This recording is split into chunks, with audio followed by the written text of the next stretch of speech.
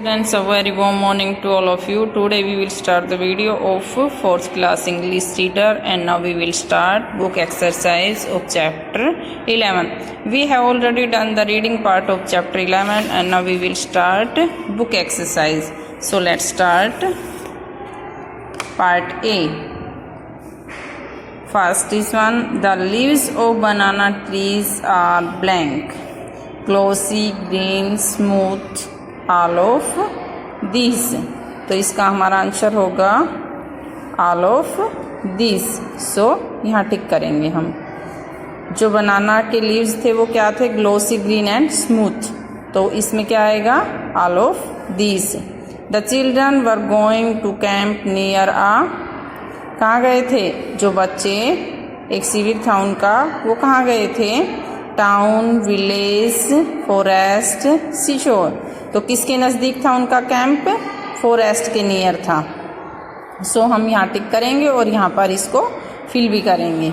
Third is one, a big blank was coming towards the children. क्या आ रहा था उनके पास? क्या आ रहा था बच्चों के पास? Lion, elephant, tiger, bear. तो क्या आ रहा था बेटा? Elephant. A big elephant was coming towards the children. Fourth, blank was afraid to see the elephant. Velu, Amit, Mala, yes. कौन डर रहा था हाथी से? हाथी को देखकर कौन डर रहा था? वेलू. तो हम यहाँ क्या करेंगे? वेलू was afraid to see the elephant. Fifth, Amit hit the paper bag hard with his blank. Amit ने किसे मारा था? उस पेपर बैग को हिट किया था. Hands, legs, toes, elbows. तो किससे किया था बेटा? हैंड्स से. तो हम यहाँ किस पर टिक करेंगे? हैंड्स पर. और यहाँ पर हैंड्स ही फिल करेंगे. Amit hit the paper bag hard with his hands. B part है, right the T for true and F for false statements. First, Amit was staying with his friend Rohan in Kerala. Amit अपने मित्र रोहन के साथ केरला में ठहरा हुआ था. तो इसका जो आंसर होगा वो क्या होगा? फॉल्स. क्योंकि वो अपने मित्र किसके साथ, किस फ्रेंड के साथ स्टेइंग कर रहा था? वहाँ किसके साथ था? वेलू के साथ. सेकंड है, all trees in Kerala are short. Kerala में सभी जो ट्रीज हैं, पेड़ हैं, वो छोटे हैं. तो इसका जो आंसर होगा वो होगा फॉल्स. क्योंकि जो केरला के अंदर ट्रीज है वो कैसे हैं? टॉल है. Third, Amit and Velu went out together to explore the forest. Amit और वेलू दोनों ही वहां पर जंगल में खोज करने गए थे साथ. तो इसका आंसर होगा yes, true. Fourth, they were walking along the Periyar river. वो जो पेरियार नदी थी उसके साथ चल रहे थे. इसका आंसर भी हमारा होगा true. Amit was scared to see an elephant. Amit किसको देखकर डर रहा था? हाथी को देखकर डर रहा था. तो इसका आंसर होगा ट्रू. क्योंकि जो अमित है वो हाथी को देखकर क्या हो रहा था? अफ्रेड हो रहा था, डर रहा था. एंड और part C, match the words in column A with those in column B. तो हमारा कॉलम ए ये है, इधर 1 2 3 4 5 6 और इधर A B C D E F. इनको इधर मैच करना है और यहाँ पर फिर उनको राइट करना है. एलिफेंट्स की जो साउंड होती है वो क्या होती है बेटा? किससे मैच करोगे? ट्रम्पट. ठीक है. और सेकंड है मंकीज. सेकंड क्या है हमारा? Monkeys, chatter. थर्ड है लैम्प्स, ब्लीट. फोर्थ है कैमल. तो क्या होगा? ग्रंट. फिफ्थ है काउस. तो क्या होगा? Moo. Horses, neigh. And our D part, fill in the blanks with suitable word from the help box. ये हमारा हेल्प बॉक्स है. Head, sweets, closely, camp. ठीक है. इनकी हेल्प से हमें यहाँ पर ये वर्ड्स फिल करने हैं. राइट. फर्स्ट है, the leaves of banana trees are glossy. क्या फिल करेंगे? कैसे थे जो बनाना के लीव्स थे? ग्लोसी. तो फर्स्ट में हम क्या करेंगे? Glossy. Amit and Velu join the school. क्या किया था? अमित और वेलू ने क्या ज्वाइन किया था? स्कूल का. क्या आएगा बेटा सेकंड में? कैंप। यहाँ पर हम क्या फिल करेंगे? Camp. Third, the elephant was shaking his blank in anger. गुस्से में जो हाथी वो क्या हिला रहा था? हेड। क्या होगा थर्ड में? Head. Velu dropped the blank on the grass. क्या क्या डाल दी थी घास पर? स्वीट्स। वेलू ने क्या डाली थी? स्वीट्स। किसके लिए? हाथी के लिए। Both the boys blank heaved a sigh of relief. क्या ली थी दोनों लड़कों ने? जब वो हाथी वहां से चला गया था तो राहत की सांस ली थी, उन्होंने चैन की सांस ली थी। तो फिफ्थ में क्या आएगा? हीव्ड।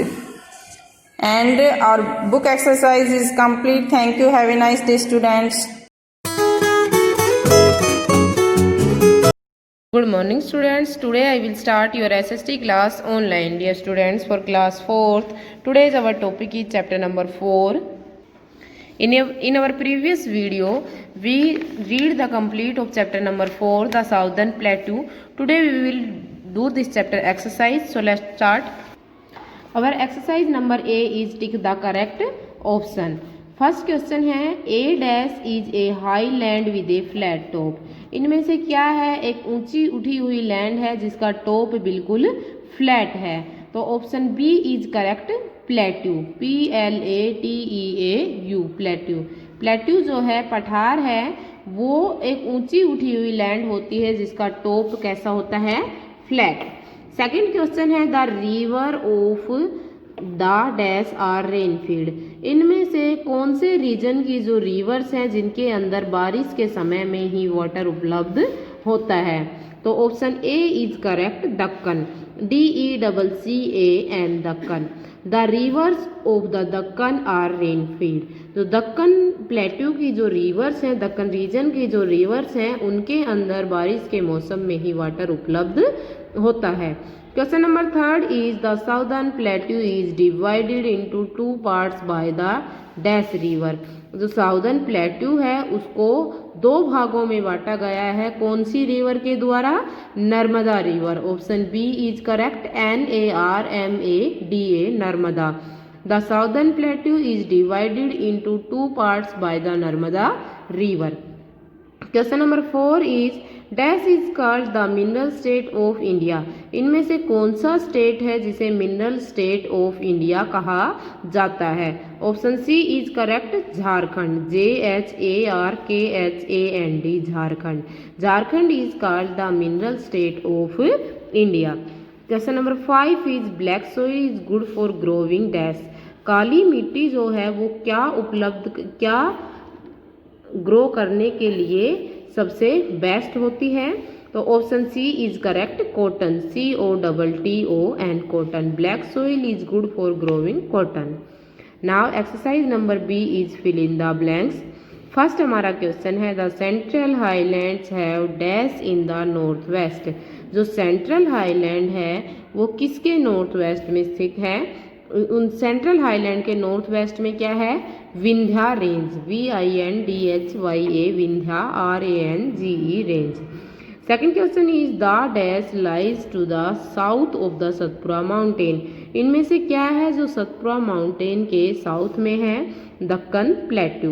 DECCAN, Deccan. PLATEAU, plateau. Now question number third is the dash plateau has black soil. इनमें से कौन सा प्लेट्यू है जिसकी ब्लैक सोइल है? Malwa plateau. MALWA, Malwa. The Malwa plateau has black soil.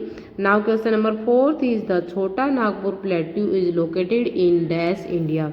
जो छोटा नागपुर प्लेट्यू है वो कौन से इंडिया के कौन से पार्ट में लोकेटेड है? Eastern part of India. EASTERN, eastern. PART, part of India.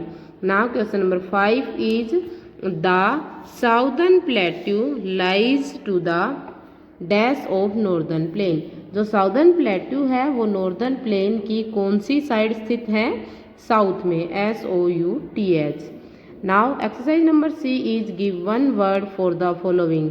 ये कुछ क्वेश्चंस दिए हुए हैं, कुछ स्टेटमेंट्स हैं, इनके लिए वन वर्ड आंसर हमें देना है। फर्स्ट है the soil good for growing cotton, sugar cane and oil seeds. कौन सी मिट्टी है जो कॉटन, शुगर केन और ऑयल सीड्स ग्रो करने के लिए बेस्ट है?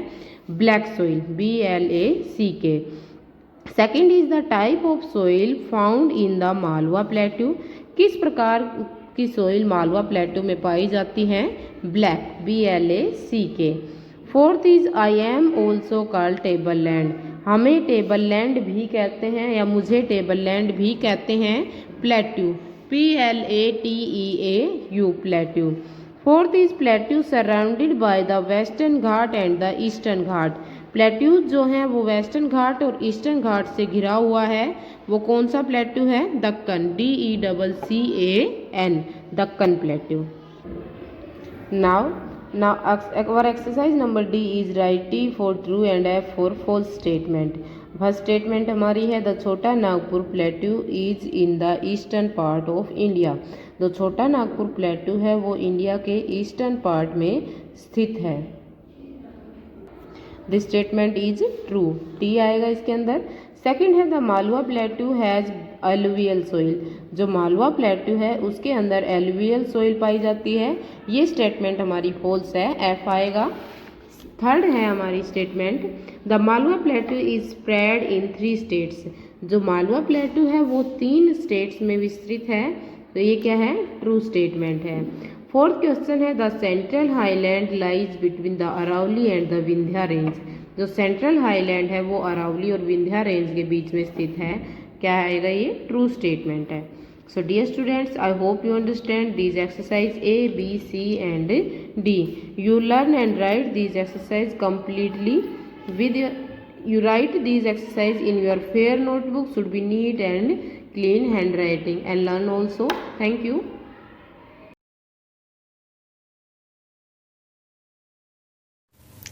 Good morning, students. I am Manisha ma'am, your math teacher from MLP International School, Rajpura. Let we start our math online classes for class 4th. My dear student, in previous class we complete our question number 2nd of exercise 9.1. Today we will do our question number 3rd. Convert the following into पैसे. Student, question number 2nd में हमें rupees में given है, इनको पैसे में convert करना है. So let we start. Part A में गिवन है 4 रुपीज 10 पैसे, इसको पैसे में कन्वर्ट करना है. तो फर्स्ट लाइन हो गया हमारी 1 रुपीज इक्वल टू 100 पैसे। 1 रुपीज किसके इक्वल होता है बेटा? 100 पैसे के इक्वल। नेक्स्ट हमें किसको कन्वर्ट करना है? 4.10 रुपीज को। ये सेम राइट कर लेंगे, इक्वल टू 4 क्या है? रुपीज। अब हमें रुपीज राइट नहीं करना है, इसको मल्टीप्लाई कर देंगे किससे? 100 पैसे से। 100 पैसे प्लस 10 पैसे हैं, इसको सेम राइट कर देंगे 10 पैसे, क्योंकि पॉइंट के राइट हैंड साइड में क्या होते हैं? पैसे, और लेफ्ट हैंड साइड में क्या होते हैं? रुपीज। तो रुपीज को हमने कन्वर्ट कर लिया है, जो पैसे है उसको सेम राइट कर देंगे 10 पैसे। Now 4 multiply by 100 equal to 400 पैसे प्लस 10 पैसे, सेम राइट करना है, इक्वल टू 400 प्लस 10। आप साइड में इनको ऐड करके देख सकते हैं। 400 प्लस 10, 0 में 0 को प्लस किया 0, 0 में 1 को प्लस किया 1, 4 एज इट इज 410। यहाँ आप राइट कर देंगे 410 पैसे। So students, 4.10 rupees is equal to 410 पैसे। I think you understand. Now we do next part, part D. Part D में हमें गिवन है 44 रुपीज 85 पैसे, इसको हमें पैसे में कन्वर्ट करना है। 1 रुपीज इज इक्वल टू 100 पैसे। कन्वर्ट किसको करना है? वो है यहाँ राइट कर लेंगे 44.85 rupees equal to 44 multiply by 100 पैसे प्लस 85 पैसे, इनको सेम राइट कर देंगे 85 पैसे इक्वल टू 44 को 100 से मल्टीप्लाई करेंगे तब क्या आएगा? 4400 पैसे प्लस 85 पैसे इक्वल टू 4485 पैसे। आप इनको साइड में ऐड कर सकते हैं। 4400 प्लस 85 5844। ये आपका रफ वर्क है, ये आपको रफ नोटबुक में या पीछे साइड में करना है। So I think you understand. Now we do next part, part G. Rupees 0.55, इसको हमें पैसे में कन्वर्ट करना है। 1 रुपीज इक्वल टू 100 पैसे।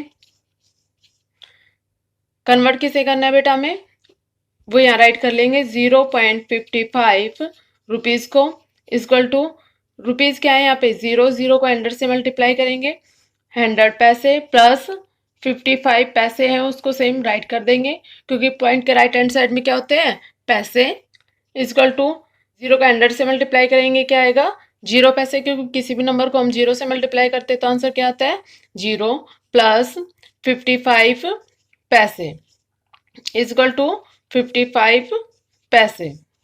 नेक्स्ट पार्ट एस में हमें गिवन है 105.40 रुपीज, इसको हमें कन्वर्ट करना है पैसे के अंदर। 1 रुपीज इक्वल टू 100 पैसे। कन्वर्ट किसे करना है स्टूडेंट्स हमें, वो यहाँ राइट कर देंगे 105.40 rupees equal to 105 multiply by 100 पैसे प्लस 40 पैसे सेम राइट कर देंगे स्टूडेंट्स 40 पैसे इक्वल टू 105 को 100 से मल्टीप्लाई करेंगे तब क्या आएगा 10,500 पैसे। 10,500 कैसे आएगा बेटा, 105 को पहले 1 से मल्टीप्लाई करेंगे, 105 1 जा 105, 20 है 100 में वो सेम राइट कर देंगे। नाउ प्लस 40 पैसे इक्वल टू, इन दोनों को ऐड करेंगे तब क्या आएगा स्टूडेंट्स 10,540 पैसे।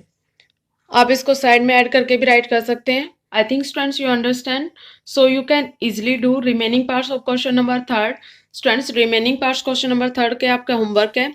रिमेनिंग पार्ट्स कौन से है, part B ₹8.25, part C ₹15.70, part E ₹72.15, part F ₹92.95. So students, you do complete question number 3 in your fair notebook with neat and clean handwriting. Thank you students. Have a nice day.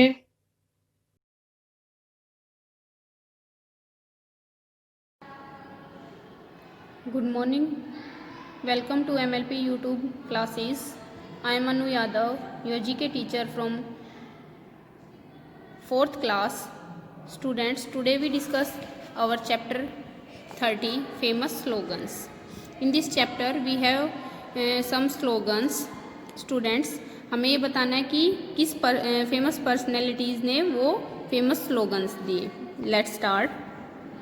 Can you identify the personalities who gave the following slogans.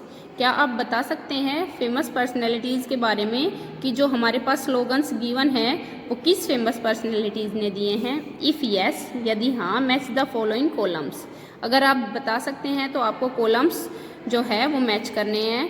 Students, we have column A and column B in our chapter. Column A जो है उसमें हमारे पास कुछ slogans given हैं left hand side में, and famous personalities के जो नेम है वो कॉलम बी में गिवन है हमारे पास राइट हैंड साइड में। So let's match. First one is Delhi चलो। जो हमारा दिल्ली चलो नारा है, स्लोगन है, वो किसने दिया था, सुभाष चंद्र बोस ने। दिल्ली चलो slogan is given by Subhash Chandra Bose. So match it with Subhash Chandra Bose के पीछे हम नंबर 1 लिखेंगे, नेम के पीछे नंबर 1 राइट करेंगे। SUBHASH Subhash, CHANDRA Chandra, BOSE Bose. So match it with number 1। Second is who lives if India dies. Who lives if India dies? Who gave this slogan? Yes, it is given by Pandit Jawaharlal Nehru. Pandit Jawaharlal Nehru gives the slogan Who lives if India dies. So number 2 right करेंगे। पंडित GAWAHAR Jawahar, LAL लाल, NEHRU Nehru. पंडित जवाहरलाल नेहरू ने slogan दिया Who lives if India dies. Third one is you gave me blood, I will give you freedom. You give me blood, I will give you freedom. Who gave this slogan? Subhash Chandra Bose. Subhash Chandra Bose gave the slogan you give me blood, I will give you freedom. So write number 3. SUBHASH Subhas, CHANDRA Chandra, BOSE Bose. Subhash Chandra Bose give the slogan, "You gave me blood, I will give you freedom." So write number 3. Next one is fourth. Fourth one is आराम हराम है. आराम हराम है. Who gave this slogan? Jawaharlal Nehru. JAWAHAR Jawahar, LAL NEHRU Nehru. Jawaharlal Nehru gave the slogan आराम हराम है. So write number 4. Fifth one is आराम हराम है. Who gave this slogan? Jawaharlal Nehru. Next one is करो या मरो. Who gave this slogan? करो या मरो. Mahatma Gandhi. MAHATMA Mahatma, GANDHI Gandhi. Mahatma Gandhi gave the slogan करो या मरो. So write number 5. Sixth is Swaraj हमारा जन्मसिद्ध अधिकार है. स्वराज हमारा जन्मसिद्ध अधिकार है. Who gave this slogan? बाल गंगाधर तिलक. बाल गंगाधर तिलक जी ने ये स्लोगन दिया, स्वराज हमारा जन्मसिद्ध अधिकार है. So right number 6. BAL Bal, GANDGANGADHAR Gangadhar, TILK Tilak. Bal Gangadhar Tilak give the slogan Swaraj हमारा जन्मसिद्ध अधिकार है. So right number 6. Seventh one is वेदों की और लोटो. Who gave this slogan? स्वामी दयानंद सरस्वती. स्वामी दयानंद सरस्वती जी ने ये स्लोगन दिया, वेदों की ओर लौटो. SWAMI Swami, DAYANAND Dayanand, SARASWATI Saraswati. Swami Dayanand Saraswati gave the slogan वेदों की ओर लौटो. So write number 7. Eighth one is Vande Mataram. Who gave this slogan Vande Mataram? Vande Mataram slogan किसने दिया? बंकिम चंद्र चटर्जी ने. BANKIM Bankim, CHANDRA Chandra, CHATERJEE Chatterjee. Bankim Chandra Chatterjee give the slogan Vande Mataram. So right number 8. Ninth one is इनकलाब जिंदाबाद. Who gave the slogan इनकलाब जिंदाबाद? It is given by Bhagat Singh. Bhagat Singh ji ने ये slogan दिया इनकलाब जिंदाबाद. BHAGAT Bhagat, SINGH Singh. So right number 9. Bhagat Singh gave the slogan इनकलाब जिंदाबाद. And 10th one is Hindi Hindu Hindustan. Hindi Hindu Hindustan. ये स्लोगन हमें किसने दिया? Bharatendu Harish Chandra. BHARTENDU Bharatendu, HARISH Harish, CHANDRA चंद्र. भारतेंदु हरीश चंद्र जी ने हमें स्लोगन दिया Hindi Hindu Hindustan. So right number 10. Let's revise again our column A में हमारे पास स्लोगन्स गिवन है and in column B here are some famous personalities. So match. First one is Delhi चलो, सुभाष चंद्र बोस. दिल्ली चलो स्लोगन सुभाष चंद्र बोस जी ने दिया. Second is who lives if India dies, Pandit Jawaharlal Nehru. Second number write करेंगे. You give me blood I will give you freedom. You give me blood I will give you freedom is given by Subhash Chandra Bose. This slogan is given by Subhash Chandra Bose. So write number 3. Fourth is आराम हराम है. आराम हराम है slogan given by Jawaharlal Nehru. So write number 4. करो या मरो. This slogan is given by Mahatma Gandhi. So write number 5. Sixth one is Swaraj हमारा जन्मसिद्ध अधिकार है. This slogan is given by Bal Gangadhar Tilak. So write number 6. Seventh is वेदों की ओर लौटो, Swami Dayanand Saraswati. Write number 7. Eighth is Vande Mataram. It is given by Bankim Chandra Chatterjee. Write number 8. Ninth is इनकलाब जिंदाबाद. given by Bhagat Singh. Right number 9. Hindi Hindu Hindustan, Bhartendu Harish Chandra. So right number 10. In this chapter we have done our famous personalities match with their slogans. Student, I hope you understand this chapter.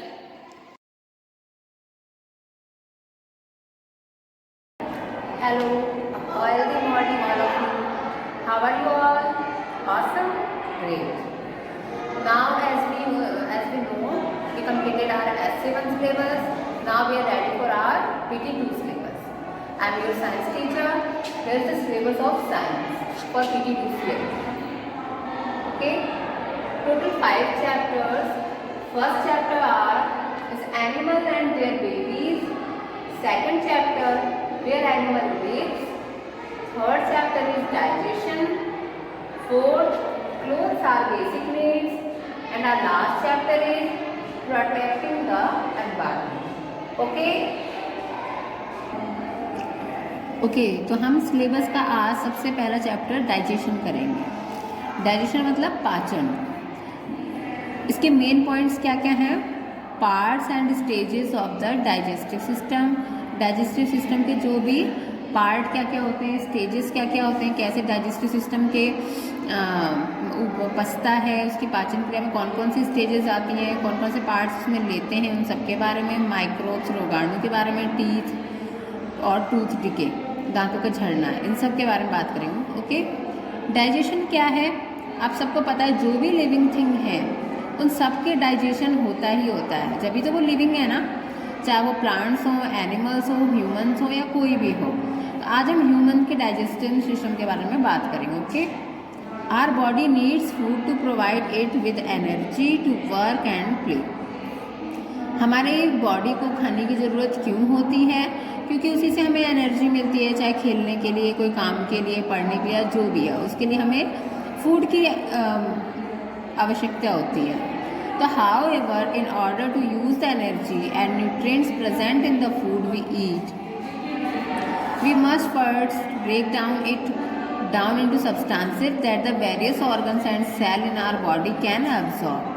तो अब direct हम उसको जैसी रोटी या चपाती हमारी दिखती है, हम उसको ऐसे ही तो नहीं खा सकते ना। सबसे पहले क्या करना पड़ेगा, उसको छोटे टुकड़ों में तोड़ना पड़ेगा, हमारी बॉडी उसे एब्जॉर्ब कर पाए, उसके अंदर से जो न्यूट्रिएंट्स है ले पाएगी, तभी तो हमारी बॉडी को उससे एनर्जी मिलेगी। इस पूरे प्रोसेस को हम क्या बोलते हैं? The body digestive system. जो डाइजेस्टिव सिस्टम है वो इसके लिए रिस्पॉन्सिबल होता है, यही पूरे प्रोसेस को करता है। अब इसके अंदर कौन कौन से पार्ट्स और स्टेजेस हैं वो हम आगे पढ़ते हैं। The digestive system parts and stages. The digestive system has different part. इसके कई सारे पार्ट हैं। It acts and different stages to the help the body digest food and absorb nutrients. इसकी डिफरेंट स्टेजेस हैं जो कि बॉडी को help करती हैं खाने को डाइजेस्ट करने में और न्यूट्रिएंट्स एब्जॉर्ब करने में। उसके बाद क्या है, सबसे पहले कौन सा पार्ट हमारा बॉडी ऑर्गन काम करता है? सबसे पहले टीथ एंड सलाइवा। टीथ हमारे दांत और सलाइवा हमारा लार, थूक, ये सारे। अभी क्या काम करते हैं? चीविंग। सबसे पहले प्रोसेस कौन सी? चीविंग यानी चबाना। Chewing is the first stage in the process of digestion. Chewing क्या है, चबाना क्या है? हमारे डाइजेशन की फर्स्ट प्रोसेस है। अब कोई भी खाना आप मुंह में रखते हो या टुकड़ा मुंह में रखते हो अपने माउथ में, तो सबसे पहले उसको चबाते ही हो ना। फिर inside the mouth teeth help us to chew food and break the big pieces of food into small pieces that are easiest to swallow। अब क्या होता है, खाने को जो बड़े टुकड़े रहते हैं आप डायरेक्ट मुंह में डालते हो, उनको दांत छोटे टुकड़ों में तोड़ते हैं ताकि वो स्वेलो यानी निगलना, जो आपके निगलने में आपके माउथ को आसानी हो। और सलाइवा क्या काम करता है इसमें? The saliva softens the food further. जो सलाइवा है वो उसको सॉफ्ट बनाता है। सॉफ्ट कैसे बनाता है? वो लार उसके पूरे चारों तरफ से उसको थोड़ा सा उसमें डिसॉल्व कर देता है, जिससे वो सॉफ्ट हो जाता है ताकि दांतों को उसको तोड़ने में आसानी हो छोटे टुकड़ों में। ओके, नेक्स्ट है tongue and food pipe, swallowing. Tongue और फूड पाइप का क्या काम है? The tongue help us to food into the back of our throat. जो हमारी जीभ होती है उसने खाने को छोटे टुकड़ों में जो टीथ ने तोड़ दिया, तो टंग उसको हमारे थ्रोट, हमारे गले तक पीछे धकेलने में या उसको ले जाने में हेल्प करती है। Special throat muscles force the food into the food pipe और इसोफेगस। जो हमारी स्पेशल थ्रॉट, जो गले की मसल्स होती हैं, वो खाने को क्या करती है, फिर फूड पाइप तक भेजती हैं। फूड पाइप को हम और क्या कह सकते हैं, और इसोफेगस भी कह सकते हैं। Okay, that leads into the stomach. ये इसको हमारे स्टमक, पेट तक ले जाती है फूड पाइप के बाद। थर्ड पॉइंट है stomach further breaking down of food. अब फूड पाइप के बाद स्टमक में आया, स्टमक क्या करेगा, food stage in the stomach for around us four hours.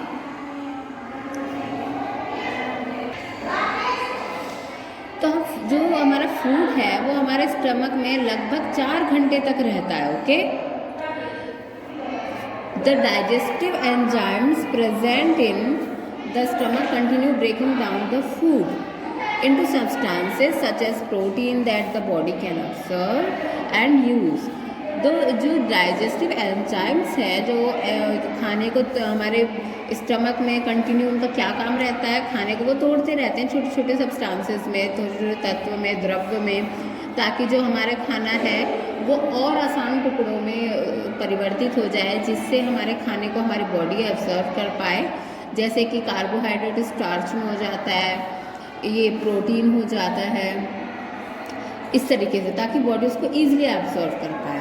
जब स्टमक का काम हो जाता है तो स्टमक किस में भेजता है खाने को, स्मॉल इंटेस्टाइन में। अब स्मॉल इंटेस्टाइन में भाई यहाँ तो खाना ब्रेक डाउन हो गया, छोटे छोटे टुकड़ों में टूट गया। अब यहाँ पे एब्जॉर्प्शन ऑफ न्यूट्रिएंट्स, खानों में से जो न्यूट्रिएंट्स मिलेगा उसका एब्जॉर्प्शन होगा, वो बढ़ते हैं। The small intestine work with juices from the liver and pancreas to further break down food. अब स्मॉल इंटेस्टाइन क्या काम करता है? अच्छा, पहले आपको पता है स्मॉल इंटेस्टाइन क्या होता है? स्मॉल इंटेस्टाइन आपकी छोटी है, जो आंत होती है वो, आपको पता है लगभग 7, 8 या अप्रॉक्स 9 तक मीटर आपकी लंबी आपकी जो इंटेस्टाइन वो होती है आपके पेट में। सोचो 1 मीटर कितना लंबा होता है, और 8-9 मीटर लंबी आंत आपके पेट में रहती है।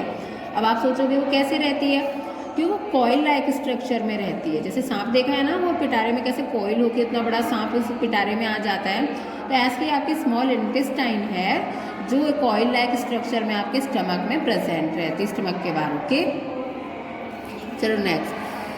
तो हाँ, स्मॉल इंटेस्टाइन क्या काम करती है, वो जूस फॉर्म करती है, और लीवर और पैनक्रियास के साथ मिलकर जो खाने को छोटे टुकड़ों में चेंज करके उसमें जो जूसी फॉर्म है वो लेती रहती है। Also it is here that the food get absorbed through the walls of the small intestine and into our body through the blood। फिर ब्लड के थ्रू हमारी बॉडी, स्मॉल इंटेस्टाइन के थ्रू, ब्लड के थ्रू वो पूरी whole body में पहुंचते हैं उसके न्यूट्रिएंट्स। ओके, फिर the liver and pancreas work hand in hand with small intestine. जो लीवर और पैनक्रियास हैं वो स्मॉल इंटेस्टाइन के साथ साथ काम करते हैं। The liver provide bile stored in the gallbladder which helps to break down fat into smaller bits। Liver क्या प्रोवाइड करता है बाइल को, जो कि खाने को और छोटे टुकड़ों में जो फैट होता है उसको और छोटे स्मॉलर बिट्स में तोड़ सके। The pancreas provides enzymes to digest all sorts of food. The liver also process the digested food before it is sent to different part of the body. Liver या enzymes, इनका क्या है, ये जितने liquid form में हो सके या जितने जूसी फॉर्म में हो सके इसको और छोटा बारीक करने की कोशिश करते हैं, ताकि हमारी बॉडी में अच्छे से सारे न्यूट्रिएंट्स पहुंच पाएँ, एब्जॉर्ब हो पाएँ। ओके, उसके बाद ये है लार्ज इंटेस्टाइन, ये हम कल पढ़ेंगे। ओके,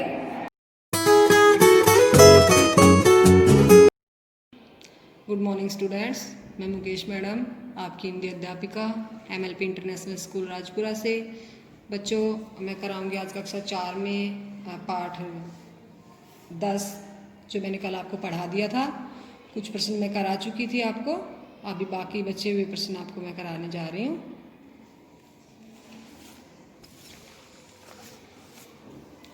हमारा पहला प्रश्न है, डॉक्टर राजेंद्र प्रसाद कौन थे? डॉक्टर राजेंद्र प्रसाद कौन थे? इसका उत्तर होगा डॉक्टर राजेंद्र प्रसाद भारत के प्रथम राष्ट्रपति थे। कौन थे? भारत के प्रथम राष्ट्रपति। अगला प्रश्न है, डॉक्टर राजेंद्र प्रसाद अपने टूटे हुए पेन को देखकर क्यों दुखी हुए? क्या प्रश्न है? डॉक्टर राजेंद्र प्रसाद अपने टूटे हुए पेन को देखकर क्यों दुखी हुए? इसका उत्तर होगा क्योंकि वह पेन उन्हें किसी ने भेंट में दिया था। ठीक है, और वो जो है किसी के उपहार की बहुत सम्मान करते थे और उसको बहुत संभाल कर रखते थे, इसलिए उनको दुख हुआ था। तो क्या उत्तर होगा इसका? क्योंकि वह पेन उन्हें किसी ने भेंट में दिया था। अगला प्रश्न है, मालवीय जी ने डॉक्टरेट की उपाधि क्यों नहीं स्वीकार की? मालवीय जी ने डॉक्टरेट की उपाधि क्यों नहीं स्वीकार की? इसका उत्तर होगा क्योंकि उनके लिए पंडित से बढ़कर दूसरी कोई उपाधि नहीं थी। क्योंकि उनके लिए पंडित से बढ़कर दूसरी कोई उपाधि नहीं थी। अगला प्रश्न है, डॉक्टर राजेंद्र प्रसाद के व्यक्तित्व की क्या विशेषताएं थी? कैसा व्यक्तित्व था उनका?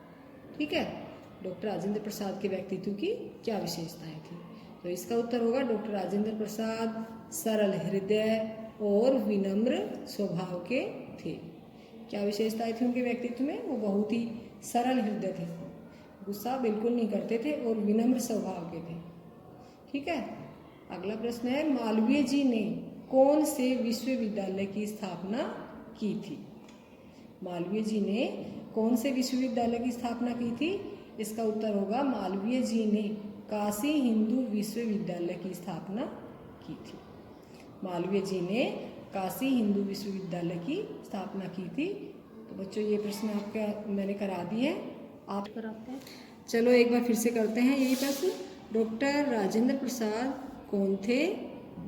ध्यान से सुनना है सभी को। डॉक्टर राजेंद्र प्रसाद कौन थे? डॉक्टर राजेंद्र प्रसाद भारत के प्रथम राष्ट्रपति थे। आगे है, डॉक्टर राजेंद्र प्रसाद अपने टूटे हुए पेन को देखकर क्यों दुखी हुए? क्योंकि वह पेन उन्हें किसी ने भेंट में दिया था।